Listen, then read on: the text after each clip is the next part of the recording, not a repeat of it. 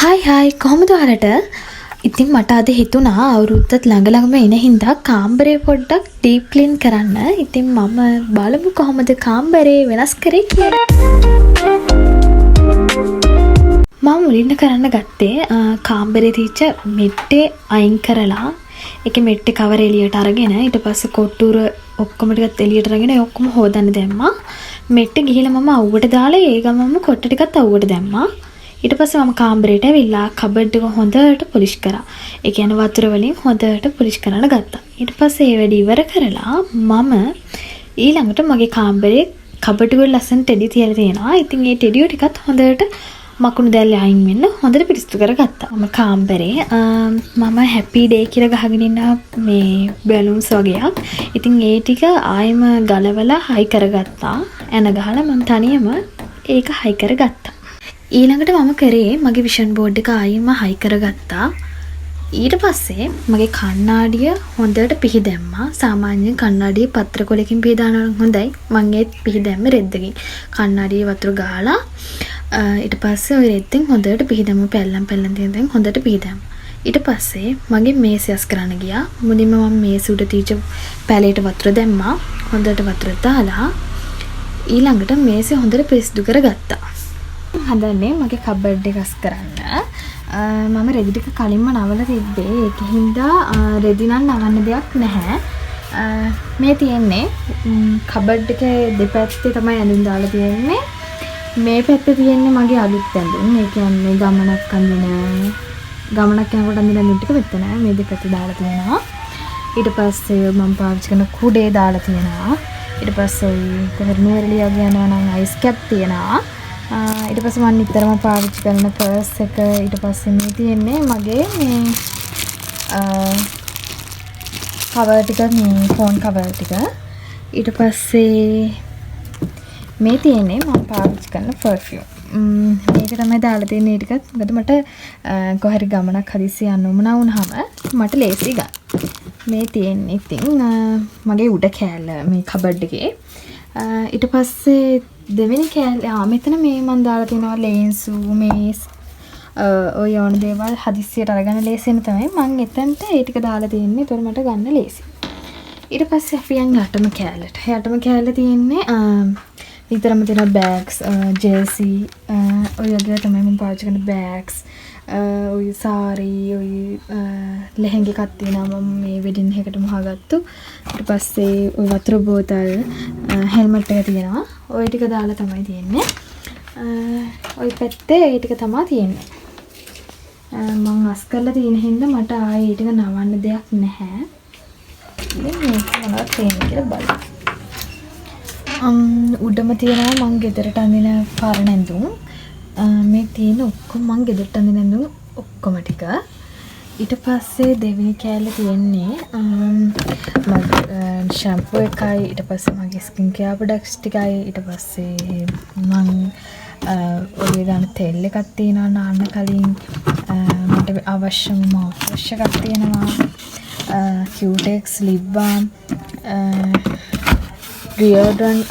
ඊට පස්සේ ඔය ටික තමයි තියෙන්නේ. දෙවෙනි එකේ මං නිතර පාවිච්චි කරන බූස් ටිකක් තියෙනවා.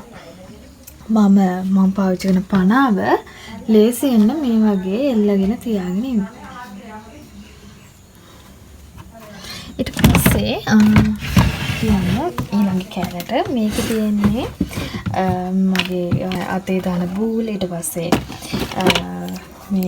මේක තියෙනවා හොඩි ගන්න එක, කොණ්ඩ කටු, ඔය මම මොන හරි මූණට මොන හරි කරනවා නම් මේක දාලා ඔලුවට කොණ්ඩ වැටෙන්නේ නැති වෙන හදා ගන්නවා. මේ ජුවලරිස් තියෙනවා. ඊට පස්සේ වොච් තියෙනවා, සීගන් ඔයිල් එකක් තියෙනවා. මේක මම තෙමුකින් ඕඩර් කරපු අර ඇඟේ ගන්න පර්ෆියුම් එක. ඒක මාර සුවඳයි. ඔය ටික තමයි තියෙන්නේ. මට හෙම්බික්සාවකින් හැදුණත් කියලා මම සමහන් හැම අරගෙන තියාගෙන ඉන්නවා. එලිට යද දාන මේ නාඩියක් තියෙනවා.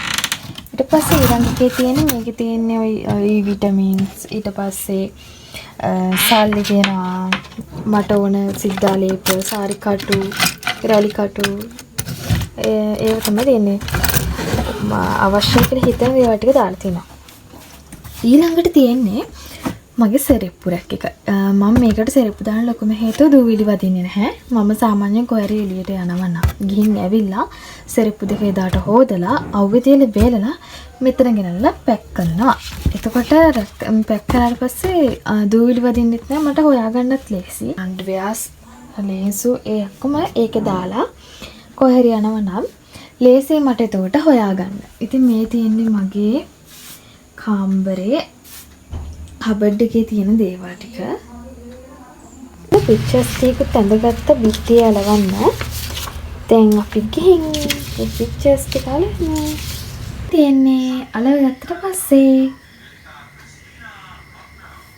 මම මෙන්න මේ වගේ බෝතලයක් අරගෙන ඒකට මෙන්න මේ වගේ පැලයක් දාලා මේක මම ආයෙ හදාගත්තා මගේ කලිනුත් තිබ්බා ඒක මම අයින් කරලා මේ පැලේ දාගත්තා මගේ කාමරේ කණ්ණාඩියට මෙන්න මේ වගේ සැරසිලි තියෙන නූලක් එල්ල ගත්තා. ටුකයක් ඇවිල්ලා තියෙන කණ්ණාඩියට මම ඒක මේකෙන් එල්ල ගත්තා. ඊට පස්සේ මෙන්න මේ වගේ ලස්සනට අයිකන් කියලා ලියාගත්තා. කාලව ගත්තා. ඊට පස්සේ මෙතනින් මට චාර්ජර් එක එල්ල ගන්න මෙන්න මේ වගේ ක්ලිප් එකකුත් හයි කරගත්තා. මේක ගම්වලින් තමයි හයි කරගත්තේ. ඊට පස්සේ මට පෑන් හයිලයිට් මක්කන මට ඕන උපකරණ ටික දාගන්න මෙන්න මේ වගේ පොඩි බොටල් එකක් අරගෙන ඒක කපලා මෙන්න මේ වගේ හදාගත්තා. මේ තියෙන එක මේකට කිසිම වියදමක් යන්නේ නැහැ. ඔයාලටත් ගෙදරින් දෙන්න ලේසියෙන් හදාගෙන ඔය කාමරේ කරගන්න පුළුවන්.